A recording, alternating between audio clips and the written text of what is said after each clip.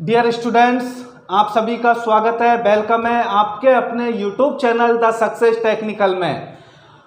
अपन की AC theory की class दोस्तों चल रही है थ्योरी की, और एसी थ्योरी का जो चैप्टर है दोस्तों ये आपके सबसे इम्पोर्टेंट चैप्टर है। तो बिल्कुल आप एकदम इस चैप्टर को अच्छी तरह समझ लीजिए दोस्तों। अगर आपकी समझ में आ गया तो सोच लेना आपके सब कुछ समझ में आ गया, अर्थात ये चैप्टर यदि आपने क्लियर कर लिया तो सोच लेना आपने टेक्निकल का 30% भाग हल कर लिया।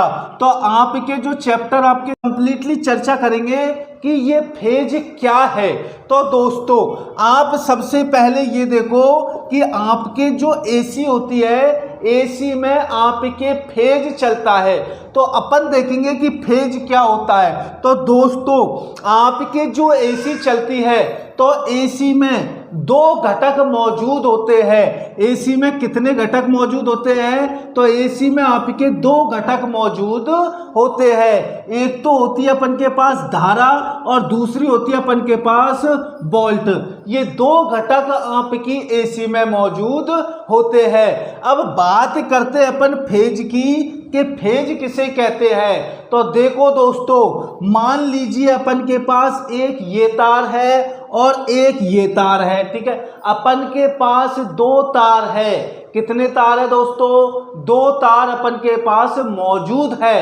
अब इस चीज को ध्यानपूर्वक देखना दोस्तों, यदि आपको पता नहीं है कि ये तार कौन सा है और ये तार कौन सा है, आपको बिल्कुल भी पता नहीं है, तो आप कैसे पता लगाओगे कि ये आपका फेज है और ये आपका न्यूट्रल है, या कैसे पता लगाओगे कि ये फेज है? तो दोस्तों फेज उसे कहते हैं जिसमें अपन के दोनों घटक मौजूद होते हैं, यानी वोल्टेज भी मौजूद होता है और धारा भी मौजूद होती है। लेकिन ये दोनों की दोनों जो घटक होते हैं ये सापेक्ष स्थिति में होते हैं। कौन सी स्थिति में होते हैं? सापेक्ष स्थिति में होते हैं। सापेक्ष का मतलब होता है एक जैसी स्थिति, अर्थात यदि आपका वोल्टेज इधर चल रहा है तो करंट भी इधर चलेगी, यदि करंट आपका इधर चल रहा है तो वोल्टेज भी इधर चलेगी। तो सापेक्ष स्थिति का मतलब होता है एक जैसी स्थिति या समान स्थिति। तो दोस्तों फेज का मतलब होता है किसी भी तार में या किसी भी सप्लाई में यदि आपके दो घटक धारा और वोल्टेज सापेक्ष स्थिति में हो, सापेक्ष का मतलब एक जैसी स्थिति में हो या एक समान चलते हो, वो कहलाता है अपन के फेज। क्या कहलाता है? फेज। अब यहां पर आप देखोगे कि एक तार अपन के पास ये है और एक तार अपन के पास ये है। तो आप देखोगे कि इस तार में आपके जो वोल्टेज और करंट है ये दोनों आपके यहां से चलना प्रारंभ करते हैं। यहां से चलने के बाद जैसे ही आपके वो लोड से गुजरते हैं, तो ये लग रहा है आपके लोड। अब जैसे ही वो लोड से गुजरते हैं तो दोस्तों उनकी दिशा में परिवर्तन आ जाता है, उनके मान में परिवर्तन आ जाता है। तो उस कंडीशन में क्या होगा, यहां से आपके आएंगे तो श्योर है यहां पर जब वो आएंगे तो ये जो सापेक्ष स्थिति है ये आपकी परिवर्तित हो जाएगी। क्यों? क्योंकि हो सकता है यहां से वोल्टेज और जो धारा है वो समान मान की समान स्थिति में चल रही है, लेकिन जैसे ही वो लोड से गुजरती है उस स्थिति में उसकी जो सापेक्ष स्थिति है वो आपके परिवर्तित हो जाती है। तो इसका मतलब इसमें इसकी स्थिति हुई परिवर्तित और इसमें दोनों की स्थिति रही समान।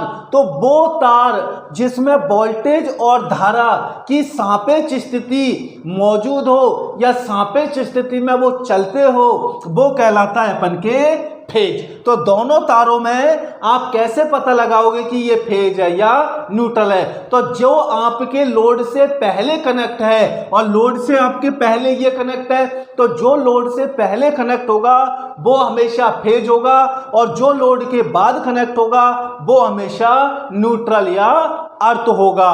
अब जो आपके लोड से पहले कनेक्ट होता है दोस्तों, उसमें वोल्टेज और धारा की जो स्थिति होती है वो सापेक्ष होती है, अर्थात एक जैसी होती है। जबकि लोड से जो बाद में जुड़ा हुआ जो वायर होता है उसमें आपकी स्थिति परिवर्तित हो जाती है। तो ये तो आपके हो जाएगा फेज और ये आपके हो जाएगा न्यूट्रल।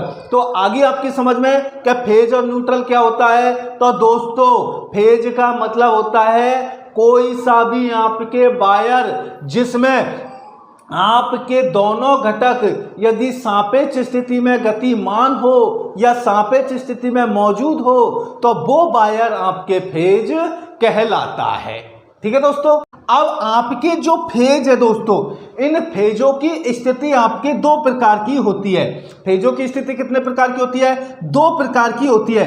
एक तो होता है इन फेज, ठीक है, यानी एक तो होता है आपके पास इन फेज, एक होता है आपके पास आउट फेज। यानी जो आपका फेज मौजूद है, जो आपका लाइव तार होता है, लाइव तार का मतलब जिसमें सप्लाई आपके आ रही है, तो ये लाइव तार आपकी दो स्थितियों में मौजूद होता है। कितनी स्थितियों में मौजूद होता है? दो स्थितियों में ये लाइव तार आपके मौजूद होता है। एक तो होता है आपके इन फेज, दूसरा होता है आउट फेज। अब इन फेज किसे कहते हैं और आउट फेज किसे कहते हैं? तो दोस्तों यदि आपके दोनों घटक वोल्टेज और करंट यदि ये दोनों एक साथ, कैसे एक साथ अपने अपने स्थान पर पहुंचे, एक साथ अपने अपने स्थान पर पहुंचे, तो वो कहलाता है इन फेज। क्या कहलाता है? इन फेज। जैसे ये आपकी एसी सप्लाई है,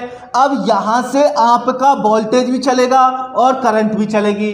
अब ये आप डिसाइड कर लेना, क्योंकि ज्यादातर स्टूडेंट्स के दिमाग में ये रहता है कि सर वोल्टेज चलती है या धारा चलती है सर्किट में। तो दोस्तों जो धारा होती है ये एक हिसाब से आवेश होता है। धारा क्या होती है? एक हिसाब से आवेश होता है, अर्थात इसको अपन मान लेते हैं कण। क्या मान लेते हैं? कण।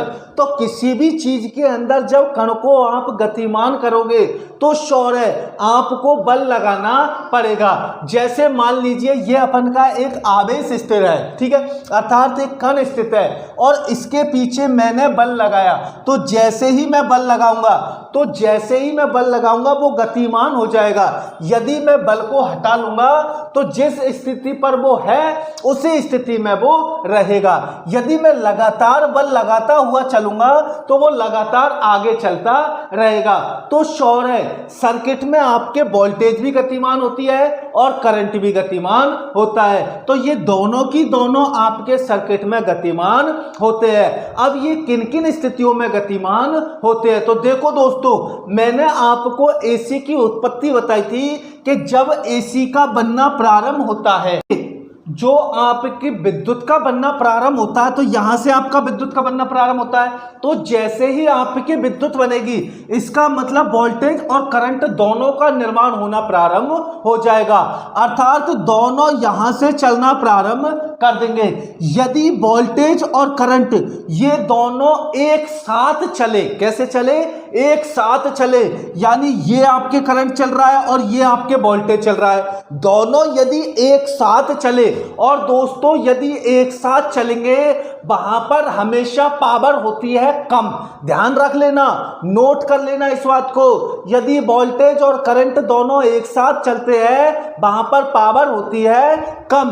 तो यहां से वोल्टेज और करंट दोनों आपके एक साथ चलते हैं, एक साथ 0 से चलते हैं, एक साथ ही आपके 90 पर पहुंचते हैं और एक साथ ही वापस आपके 0 पर आते हैं। तो यदि वोल्टेज और करंट निम्नतम मान और अधिकतम मान पर एक साथ पहुंचे, क्या एक साथ पहुंचे, तो वो कहलाता है इन फेज। क्या कहलाता है? इन फेज। अर्थात दोनों के मध्य में यदि आपके 0 डिग्री का कोण हो, दोनों के मध्य में यदि 0 डिग्री का कोण हो तो वो कहलाता है आपके इन फेज। क्या कहलाता है? इन फेज। बैठी दोस्तों समझ में? ठीक नहीं बैठी? फिर देखो, आपके जो एसी में चलती है तो एसी में दो आपके घटक होते हैं, बी और आई। क्या होता है? बी और आई। तो जैसे ही आपके विद्युत का निर्माण होता है, जैसे ही आपके विद्युत का निर्माण होता है, तो यहां से आपके विद्युत चलना प्रारंभ होती है। और विद्युत में आपके दो घटक मौजूद होते हैं, बी और आई मौजूद होते हैं। तो यहां से यदि बी और आई एक साथ चलना प्रारंभ करें, अर्थात यहां से बी और आई दोनों एक साथ चले और दोनों की दोनों 90 पर भी आपके एक साथ पहुंचे और वापस रिटर्न 0 पर भी एक साथ आए, अर्थात 0 से 90 और 90 से 0, यानी निम्न से उच्चतम और उच्चतम से निम्नतम पर एक साथ यदि आते हो तो वह आपके इन फेज वोल्टेज और करंट है, इन दोनों के मध्य में 0 डिग्री का कोण होता है। कितने डिग्री का कोण होता है? 0 डिग्री का कोण होता है। अब ये ध्यान रख लेना दोस्तों कि आपका जो इन फेज है, ये इन फेज आपका किस में चलता है? ये इन फेज आपका डीसी में भी चलता है और एसी में भी चलता है। अर्थात इन फेज यदि आपसे पूछ ले कि इन फेज में पावर फैक्टर क्या होता है, तो दोस्तों इन फेज में जो पावर फैक्टर होता है वो होता है इकाई। क्या होता है दोस्तों? पावर फैक्टर इन फेज में जो होता है वो होता है इकाई। यदि आपसे पूछ ले कि इन फेज में जो आपके कोण होता है, अर्थात फेज डिफरेंस होता है, वो कितने का होता है, तो दोस्तों फेज डिफरेंस जो होता है वो 0 डिग्री का होता है। तो ये था अपन के इन फेज। क्या था दोस्तों? इन फेज। दूसरा अपन के पास है आउट फेज। दूसरा क्या है अपन के पास? Out phase. तो दोस्तों आउट फेज किसे कहते हैं? आउट फेज उसे कहते हैं यदि अपन के जो वोल्टेज और धारा, ये दोनों घटक यदि कुछ अंतर पर, यानी 30, 60 या 90, यानी यदि वोल्टेज और जो धारा है, यदि ये आपके कुछ अंतर पर एक दूसरे के आगे पीछे चले, कैसे चले? एक दूसरे के आगे पीछे चले, तो वो कहलाता है आउट फेज। क्या कहलाता है? Out phase. ये देखो दोस्तों, यहां पर आपके ये मान लीजिए वोल्टेज है, ठीक है, तो वोल्टेज आपकी 0 पर है, ठीक है, और ये पहुंच गई आपकी 90 पर। कितने पर पहुंच गई? 90 पर आपकी वोल्टेज पहुंच गई। अब जैसे ही आपकी 90 पर वोल्टेज पहुंचती है, वैसे ही यहां से आपके धारा चलना प्रारंभ करती है। क्या चलना प्रारंभ करती है? धारा चलना प्रारंभ करती है। तो जैसे ही धारा आपकी 90 पर पहुंचेगी, वोल्टेज आपकी 0 पर आ जाएगी। वोल्टेज किस पर आ जाएगी? 0 पर आ जाएगी। और जैसे ही आपकी वोल्टेज नीचे आपकी 270 पर पहुंचती है, वैसे ही आपकी जो ये करंट है, ये आपकी 0 पर आ जाएगी। अर्थात जो आपके इसके अंदर वोल्टेज और करंट जो दोनों आपके गतिमान हो रहे हैं, यदि इन दोनों के मध्य में कुछ अंतर हो, क्या हो?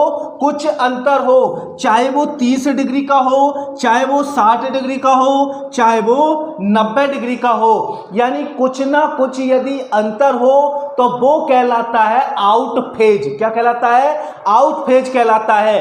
या फिर अपन ये कह सकते हैं कि वोल्टेज और करंट का आगे पीछे अपने निम्नतम या उच्चतम मान पर पहुंचना आउट फेज कहलाता है। यानी यहां से आपकी जो वोल्टेज और करंट जो चलेगी वो आगे पीछे चलेगी। कैसे चलेगी? आगे पीछे चलेगी। जब आगे पीछे यदि चलेगी तो ये श्योर है कि वो अपने निम्नतम और उच्चतम मान पर अलग अलग समय पर पहुंचेगी। तो यदि वोल्टेज और करंट अपने निम्नतम व उच्चतम मान पर यदि अलग अलग समय पर पहुंचे, तो वो कहलाता है आउट फेज। क्या कहलाता है? आउट फेज कहलाता है। आउट फेज जो है दोस्तों, ये अपन का मुख्य रूप से 2 प्रकार का होता है। आउट फेज कितने प्रकार का होता है? 2 प्रकार का होता है। पहला है आपके सिंगल फेज, दूसरा है आपके 3 फेज। आउट फेज कितने प्रकार का होता है? 2 प्रकार का होता है, सिंगल फेज और 3 फेज। बैठ गई दोस्तों समझ में? अब अपन देखेंगे कि सिंगल फेज क्या होता है और 3 फेज क्या होता है, एक एक चीज के बारे में अपन डिक्लेयर करके पढ़ेंगे। और दोस्तों यदि आपकी समझ में नहीं आ रहा है, बिल्कुल दोस्तों कमेंट करके बता देना, मैं बिल्कुल इस क्लास को वापस आपके एकदम बढ़िया तरीके से और भी बेस्ट तरीके से समझाने की कोशिश करूंगा। तो जो चीज आपकी समझ में नहीं आ रही कृपया उसको कमेंट करके बताओ कि हमारी समझ में ये चीज नहीं आ रही है, मैं उसको बार बार दोहराता रहूंगा या बढ़िया तरीके से और भी अच्छी तरीके से उसको समझाने की कोशिश करूंगा। तो अपन अब चर्चा करते हैं कि सिंगल फेज और थ्री फेज। ठीक है दोस्तों, तो देखो वो फेज अंतर या आउट फेज बोल सकते हैं, ये अपन के दो प्रकार के होते हैं। कितने प्रकार के होते हैं? दो प्रकार के। पहला होता है अपन के सिंगल फेज और दूसरा होता है अपन के थ्री फेज। अब सिंगल फेज कैसा होता है और थ्री फेज आपके कैसा होता है, तो देखो दोस्तों यहां पर जो ये आपको फाई दिखाई दे रहा है, क्या दिखाई दे रहा है? फाई दिखाई दे रहा है। तो ये फाई किस चीज को व्यक्त कर रहा है? तो दोस्तों जहां पर आपके सिंगल फेज और थ्री फेज को फाई से व्यक्त करते हैं, तो दोस्तों ये जो फाई है ये कोण का मात्रक है। किसका मात्रक है? कोण का मात्रक है। तो जहां पर भी आपको सिंगल फेज और थ्री फेज मिले, इसका मतलब वहां पर आप समझ लेना कि वोल्टेज और करंट इन दोनों के मध्य में किसी ना किसी इलेक्ट्रिकल कोण का अंतर है। मैंने आपको बताए थे कि कोण आपके इलेक्ट्रिकल में दो प्रकार के होते हैं, एक चुंबकीय कोण होता है और एक विद्युत या इलेक्ट्रिकल कोण होता है। तो यहां पर आपका जो है इलेक्ट्रिकल कोण है, विद्युत कोण है। तो जो आपका सिंगल फेज और थ्री फेज नजर आए तो वहां पर सोच लेना आप कि वोल्टेज और करंट के मध्य आपके किसी प्रकार का कोण मौजूद है। अब देखो जो सिंगल फेज होता है, तो सिंगल फेज आपके किस प्रकार होता है? तो सिंगल फेज में एक बाइंडिंग अपन यहां पर कर देते हैं। ठीक है, ध्यान से देखना, एक बाइंडिंग अपन ने यहां कर दी और दूसरी बाइंडिंग मान लीजिए इसी के समकोण पर कर दी। किस पर कर दी? समकोण पर कर दी, अर्थात ये अपन ने 90 डिग्री पर कर दी। किस पर कर दी? 90 डिग्री पर कर दी। अब यहां पर आप ध्यान पूर्वक देखना दोस्तों, इस चीज को ध्यान पूर्वक देखना आप। ठीक है, अब देखो ये अपन के एन, ये अपन के एस। ठीक है, ये चुंबकीय बल रेखाएं हैं, ये चुंबकीय बल रेखाएं हैं। अब देखो आपके पास बाइंडिंग कर रखी है आपने एक, कितनी बाइंडिंग कर रखी है? एक। और वो बाइंडिंग मान लीजिए ये पूरी की पूरी अपन के बाइंडिंग है। इस बाइंडिंग को यहां पर यू टर्न दे दिया और यहां से मैंने दो सिरे निकाल लिए। कितने सिरे निकाल लिए दोस्तों? दो सिरे निकाल लिए। अब देखो ये आपकी जो चुंबकीय बल रेखा है, तो इस कंडीशन में ये वाली जो आपके बाइंडिंग का भाग है, इस वाली जो बाइंडिंग का भाग है ये पूरी की पूरी चुंबकीय फ्लक्स के संपर्क में है, चुंबकीय फ्लक्स के संपर्क में है। इसका मतलब इसमें आपके सबसे ज्यादा विद्युत होगी, सबसे ज्यादा विद्युत होगी। अब इसमें सबसे ज्यादा विद्युत होगी और इसमें आपके समांतर में है भाई, फ्लक्स के समांतर में, तो ये छेदन नहीं कर रही और ये सबसे ज्यादा छेदन कर रही है। तो इसका मतलब एक तरफ तो आपके वोल्टेज मौजूद है अर्थात विद्युत मौजूद है और दूसरी तरफ आपके शून्य विद्युत मौजूद है, दूसरी तरफ शून्य विद्युत मौजूद है। तो इस वाली बाइंडिंग और इस वाली बाइंडिंग में कोई आपको डिफरेंस है? बिल्कुल है भाई, एक में तो सबसे ज्यादा विद्युत है और एक में जीरो विद्युत है। इसका मतलब ये वाली तो आपके 90 डिग्री पर मौजूद है और ये वाली आपके 0 डिग्री पर मौजूद है। तो 90 और 0 डिग्री पर मौजूद है, तो आपके वोल्टेज और करंट में जो आपके डिफरेंस होगा, तो यहां पर जो आपकी करंट और वोल्टेज है वो शून्य पर होगी और यहां पर आपकी जो वोल्टेज और करंट है वो 90 डिग्री पर होगी। तो इसका मतलब आपकी जो वोल्टेज है ये होगी 90 पर और करंट है ये होगी आपके 0 पर। तो यदि वोल्टेज और करंट जो आपके बी और आई, यदि ये दोनों के मध्य में 90 डिग्री का अंतर हो, और 90 डिग्री का अंतर कब होगा? जब एक बाइंडिंग पूरे के पूरे फ्लक्स में मौजूद होगी और दूसरी बाइंडिंग उसके पैरेलल में होगी अर्थात समांतर में होगी तो इसमें विद्युत जीरो होगी और इसमें आपके विद्युत मौजूद होगी। इसका मतलब दोनों के मध्य में 90 डिग्री का डिफरेंस होगा। तो यदि बी और आई के मध्य यदि 90 डिग्री का डिफरेंस हो या आपके विद्युत घटक जो है बी और आई इसके मध्य यदि 90 डिग्री का डिफरेंस हो अर्थात ये जो आपकी चल रही है, ये जो आपकी वोल्टेज और करंट चल रही है तो यदि एक 0 पर हो और दूसरी आपके 90 पर हो तो वो कहलाता है सिंगल फेज। क्या कहलाता है? Single phase. तो दोस्तों सिंगल फेज से संबंधित आपके 4-5 क्वेश्चन बनेंगे और वो 4-5 क्वेश्चन में से कोई सा भी क्वेश्चन आपसे पूछ सकता है।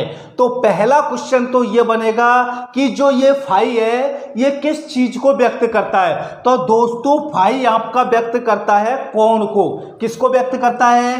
कोण को व्यक्त करता है। दूसरा क्वेश्चन कौन से कोण को व्यक्त करता है? तो ये अपन के विद्युत कोण को व्यक्त करता है।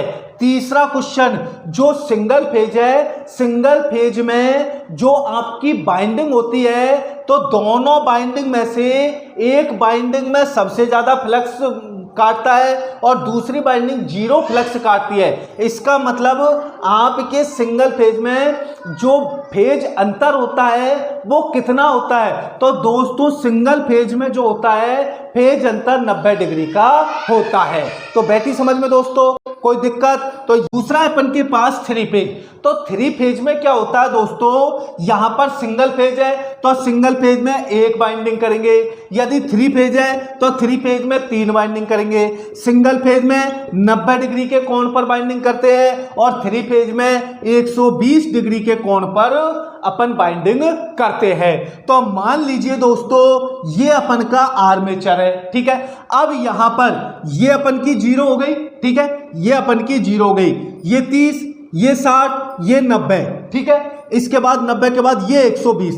तो एक बाइंडिंग तो कर दी मैंने यहां पर, ठीक है, क्योंकि 120 पर करेंगे, 120 पर करेंगे तो एक बाइंडिंग तो कर दी मैंने यहां पर, ठीक है। दूसरी 120 प्लस 120 कितना होता है दोस्तों? तो 120 और 120 होता है 240। कितना होता है? 240। अर्थात दूसरी बाइंडिंग अपन जो करेंगे 240 पर करेंगे। तो दूसरी बाइंडिंग 240 पर करेंगे तो ये हो गई अपन की 120, ये हो गई अपन की 150, ये हो गई अपन की 180 और ये हो गई अपन की 210 और ये हो गए अपन की 240। तो दूसरी जो बाइंडिंग करेंगे वो यहां पर करेंगे, ठीक है, दूसरी बाइंडिंग यहां पर करेंगे। अब जो तीसरी बाइंडिंग होगी दोस्तों तो तीसरी बाइंडिंग कहां पर होगी? जो तीसरी बाइंडिंग होगी, तीसरी बाइंडिंग आपके 360 पर होगी। कितने पर होगी? 360 पर होगी। अर्थात 3 फेज में जो बाइंडिंगों के मध्य में कोण रखा जाता है वो रखा जाता है आपके 120।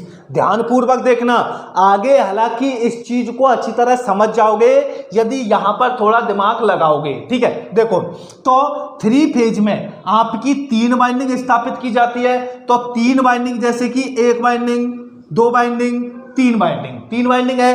अब 1 सिरा, 2 सिरा, 3 सिरा, 1 सिरा, 2 सिरा, 3 सिरा, यानी सिरों की संख्या हो जाती है 6।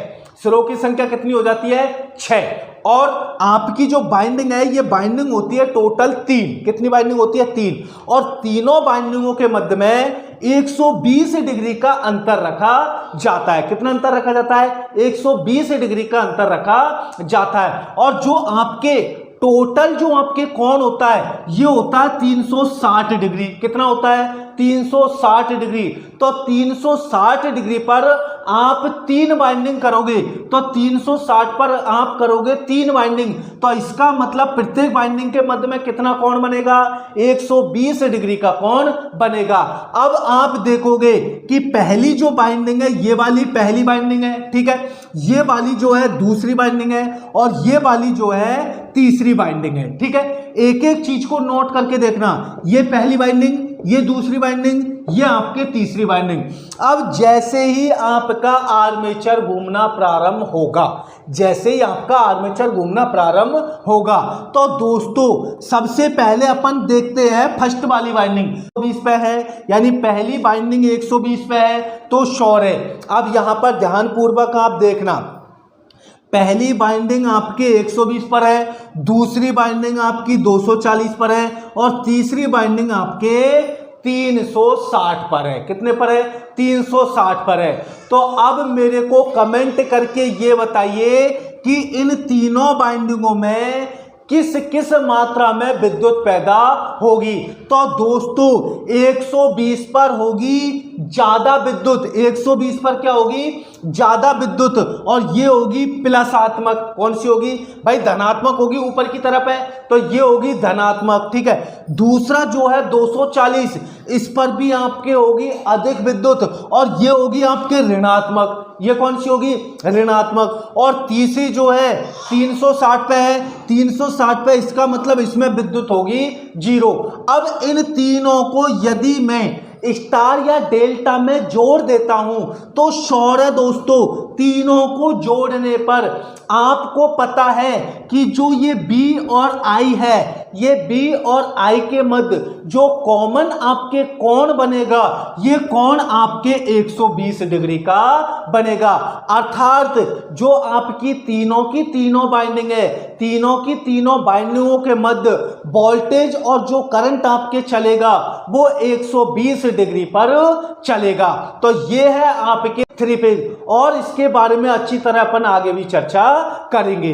तो कोई दिक्कत है दोस्तों? तो ये था आपके सिंगल फेज और 3 फेज, ठीक है दोस्तों। ये फेज के बारे में अपन का आगे एक पर्सनल चैप्टर होगा दोस्तों, सिंगल फेज और 3 फेज, वहां पर इसको और अच्छी तरह समझेंगे। यहां पर केवल आप इतना ही समझना ताकि आगे आपको परेशानी ना आए। कि दोनों की दोनों घटक है B और I, ये दोनों की दोनों अपन के पास घटक है, ये अपन के विद्युत के दो घटक है। तो दोस्तों जब अपन के ये B और I दोनों चलते हैं तो मैंने आपको बताया कि एक तो होता है इन फेज और एक होता है आउट फेज। एक तो कौन सा होता है? इन फेज, एक होता है आउट फेज। तो इन फेज में तो 0 डिग्री का कोण होता है भाई, इन फेज में तो 0 डिग्री का कोण होता है। अर्थात जो वोल्टेज और करंट है ये आपके निम्नतम और उच्चतम मान पर समान समय पर पहुंचेगी। और जो आउट फेज है, तो दोस्तों आउट फेज में क्या होता है?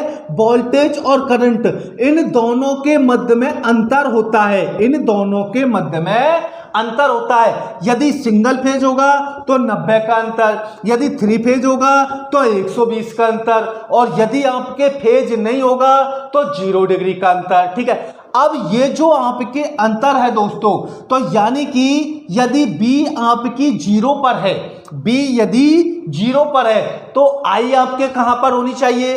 I आपके 90 पर होनी चाहिए। जब आपके B 90 पर पहुंचेगी तो I आपके 0 पर होगी।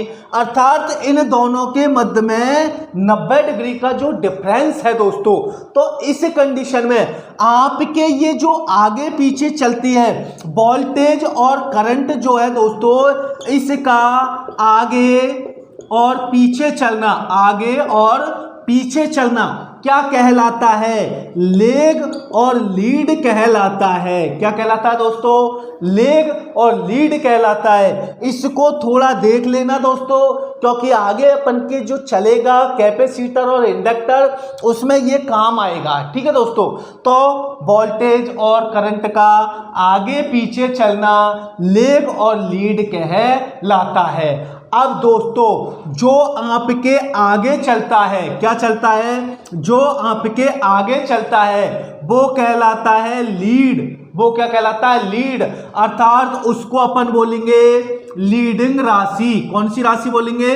लीडिंग राशि, जो आपके आगे चलती है। मान लीजिए यहां पर आपके वोल्टेज है और यहां पर आपकी करंट है, तो करंट आपकी आगे है और वोल्टेज आपकी पीछे है, तो करंट कहलाएगी लीडिंग राशि। करंट कौन सी राशि कहलाएगी?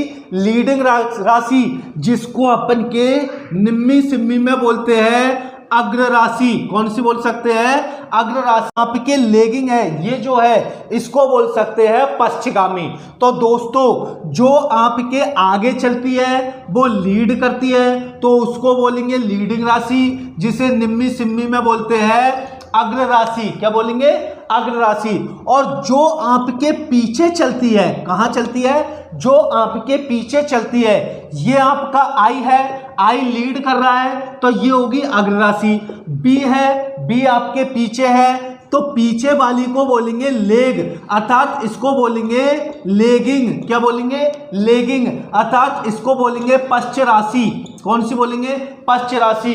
तो दोस्तों वोल्टेज और करंट ये दो अपन के भौतिक घटक है। यदि दोनों में से जो भी पीछे चलता है वो कहलाता है लेग।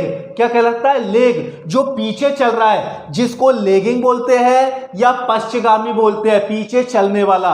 और जो आपके आगे चल रहा है उसको बोलेंगे लीड, अर्थात लीडिंग, जिसको अग्रगामी बोलेंगे। तो वोल्टेज और करंट में आगे पीछे जो चलता है उसको लेग या लीड बोलते हैं। आगे चलने वाले को लीड, पीछे चलने वाले को लेग। तो वोल्टेज और करंट का आगे पीछे चलना लेग और लीड कहलाता है। और लेग और लीड ये दोनों करने के लिए, अब लेग और जो आपके लीड है दोस्तों, तो लेग और लीड करने के लिए मुख्यतः दो कारकों की आवश्यकता होती है। मुख्यतः कितने कारकों की आवश्यकता होती है?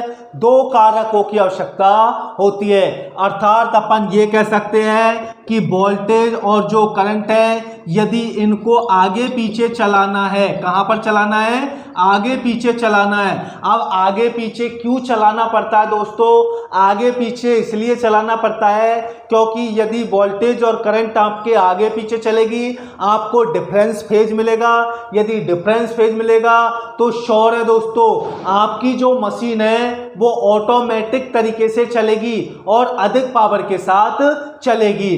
तो जो आपकी वोल्टेज और करंट है इन दोनों को आगे पीछे जो कराने वाले कारक होते हैं, ये कारक आपके दो प्रकार के होते हैं। पहला होता है आपके प्रेरकत्व। पहला कौन सा होता है? प्रेरकत्व, जिसको अपन के बोलते हैं इंडक्टर। क्या बोलते हैं? इंडक्टर। दूसरा जो होता है दोस्तों संधारित्र। दूसरा कौन सा होता है? संधारित्र, जिसको अपन के बोलते हैं कैपेसिटर। जिसको अपन के क्या बोलते हैं? कैपेसिटर। तो दोस्तों वोल्टेज और करंट को लेग और लीड कराने के लिए एसी सर्किट में जो युक्ति उपयोग में ली जाती है वो युक्ति आपके दो प्रकार की होती है। एक तो प्रेरकत्व जिसको इंडक्टर बोलते हैं, दूसरा संधारित्र जिसको कैपेसिटर बोलते हैं। तो अपन इन दोनों के बारे में चर्चा करते हैं कि ये कैसे आपकी वोल्टेज और करंट को एक दूसरे से आगे पीछे